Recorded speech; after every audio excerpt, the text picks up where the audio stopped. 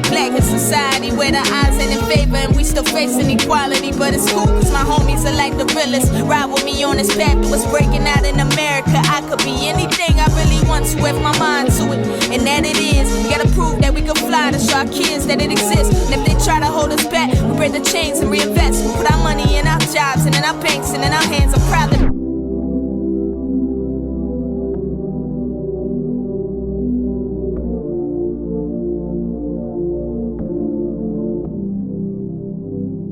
Black artist holds a certain level of responsibility in my eyes when it comes to my community. Music has been a strong staple in how we've navigated through life. From one angle, it's gotten us from our struggles. It's been a catalyst in revolutions of time. It's our heartbeat, it's our rhythm, it's our soul. So music for me is the opportunity to tell my story, and sometimes my story is a part of the larger narrative, that narrative right now being the Black community.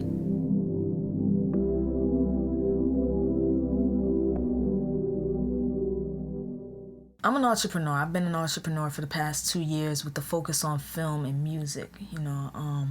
I love art.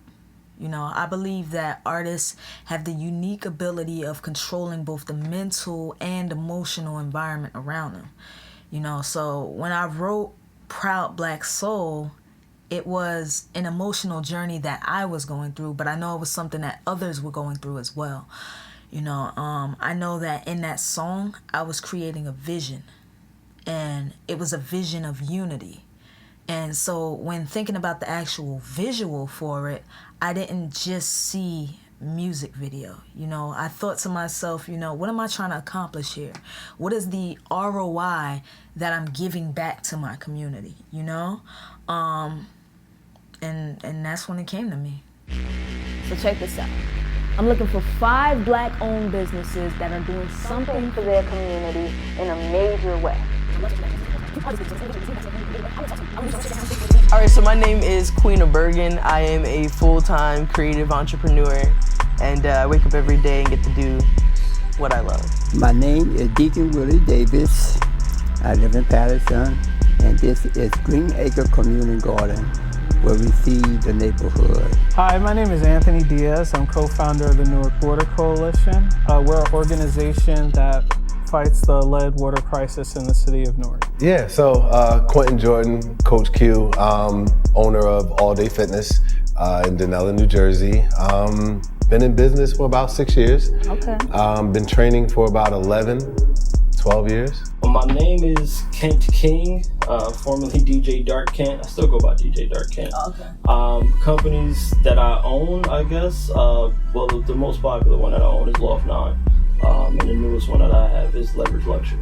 I add value. I've been adding value in as many ways as possible. As a DJ, I added value into clubs, and with our current predicament, I've been adding value via my social media platforms about information as far as grants, stocks, investment opportunities, things of that nature.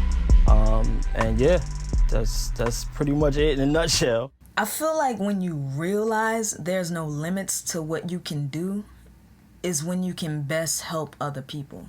Because it's not about how much money is required. It's really all in the imagination you have to be able to see something out of nothing. And to say before anyone can even physically prove it that it's there. Those are the kind of entrepreneurs that truly make change in their community. Started Green Acre, I founded Green Acre in 2014. Nice. First year. Oh my God, it was just, this place was ruined. Walk through, garbage everywhere. Wow. The landfill was this place was just a mess. Wow. But I had a dream and my vision. I see the place before I even got it. Ooh. That's what made it so amazing. So when the place was offered to me, I already accepted it because I already knew I'm going to get it. I didn't know when, because it was 5 years before. Wow. 5 years. So 5 years before 2014. Yes. Wow. 5 years before. I said, Lord, I said, you will prepare me. My thing is, see, I could talk what I want to say, right? Yeah, no, Okay. talk your mind. My thing is, see, our Father, He prepared us for the test. And maybe 5 years in advance, I wasn't ready, wasn't capable of holding this. So what He did was He built me because I had the other garden over there on the other side. Worked in there faithfully, small place. So what I'm gathering is He was preparing me. Took 5 years because He know this will be a test. Yeah. And it would take time, dedication, love, patience. Wow. Much patience. Oh my God. It still take patience. Still take patience. FHS 360 was a VR 360 graduation, first one in New Jersey history, Nice. largest in the world. And we did that right in the beginning of the pandemonium, you know, right in the, like when graduation was supposed to happen and like they couldn't go back to the school. So then we ended up shooting a 360 video. It included like a spoken word video and like the words from like a principal and stuff like that, and this awesome grand finale with like all the students on the field. Okay. And of course, you know this It's for the people. It's for the people. You know, you shot it. So, but if you are interested in seeing it, it's on YouTube, FHS 360. You can Google it. But like, yeah, we donated like headsets to the students, and they got that as their senior gift. So it was dope. You gotta understand, it was like the Board of Education is like talking to us, and they're like, "This is our problem. We can't get these kids in here for graduation because of what's going on in the world."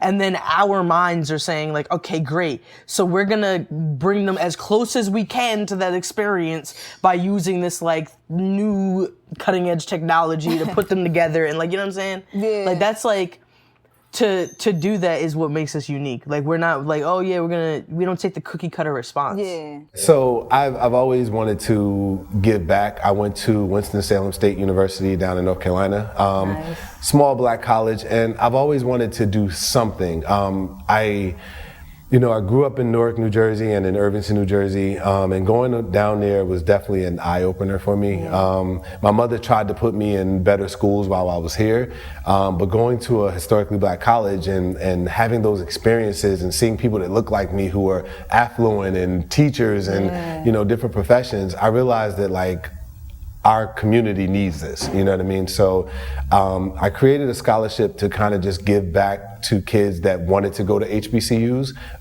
across the country. So we're looking for like New Jersey kids, hopefully in the Essex County, Union County area. And we're just doing like different fitness events to raise money. So we did a workout one weekend and we raised, I think it was like $150. We just asked people for donations. In a couple of weeks, we're gonna do bleachers for bucks. So we're gonna go hit the bleachers, and my goal is to run up and down those bleachers 200 times.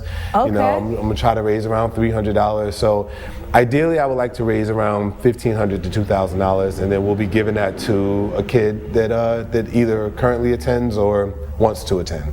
The ultimate goal, and what I plan on doing, is paying tribute to HBCUs. I think that HBCUs are a phenomenal opportunity for people of our culture and community to be able to grow, prosper, and to be around like-minded individuals and to have access to a wealth of knowledge and leverage ultimately.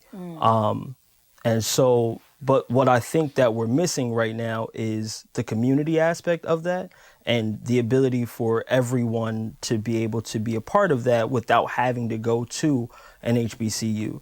So I think that we're missing the HBIUs, like a historically black internet university.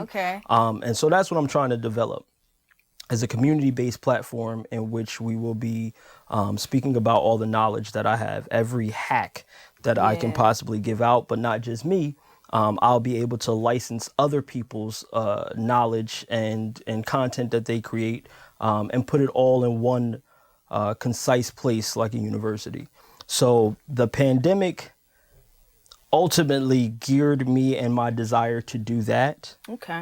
And the wallet was, or is, the first instrument to introducing that, because what I'm doing is everybody who's purchased the wallet thus far, up to a certain number, will actually have a 1-year subscription to the HBIU. So that's the entire funnel, is like, for everybody who has supported me thus far by purchasing a wallet, you will actually be of the first individuals to be able to have access to this.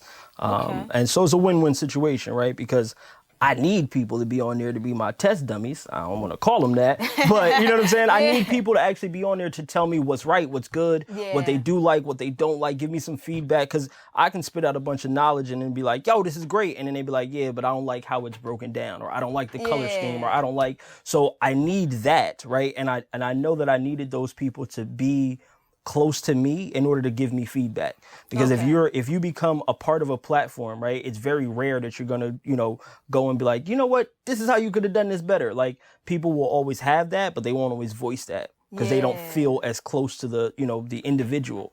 So this way, with people who have supported me, I'm hoping that they feel inclined enough to be able to tell me about the product. This way I can make it the best thing that it can possibly be, because yes, the pandemic ultimately heightened my desire to see something like this, to see a solution where everyone could go to and have some inclusion and be able to have a network of individuals that they could fall back on and have just an immense amount of knowledge from people who look, think, talk, act, walk like they do. And so, yeah, that's the ultimate goal. So the Newark Water Coalition started December 18th, 2018. That was our first meeting. You know, I've done a lot of work in the city of Newark in terms of organizing and activism, and this water issue came up. And, you know, a lot of people are like, hey, this isn't an issue. It's not a big thing. Even the city was like, hey, the water is safe to drink and all of this. But in October of 2018, the city of Newark started giving out filters. And I'm like, well, if you're giving out filters, that doesn't mean that it's all good in the city of Newark. You know, so our co-founder's like, hey, we should have a community meeting. And I'm like, I don't know. We finally do. I'm expecting 5 people to show up. We get 30 in the room. When we get 30 in the room, I realize then, okay, there's something here. People care about this issue. We need to start educating our residents to put them in the best position to remain safe, because they don't know what's going on. The city is telling them one thing, you know, the science is saying something else. So let's get out there and educate folks, and then the rest is history. You know, we just started doing this work, not really knowing what was going to happen, who was going to care, where it was going to go. And I could tell you, you know, in 2.5 years, my life has been changed dramatically. It's been a wonderful ride, a beautiful journey in doing this work. You know, now we give out water at 3 locations in the city of Newark. We set up community fridges. We've worked with different apparel designers. We're just doing so much to push not only the environmental justice issue, but social justice across the city of Newark. But he was like, there's about 7 days out of the year where I wake up and I'm like, F this, I don't. And I was like, yo, I'm having one of those days today. Like,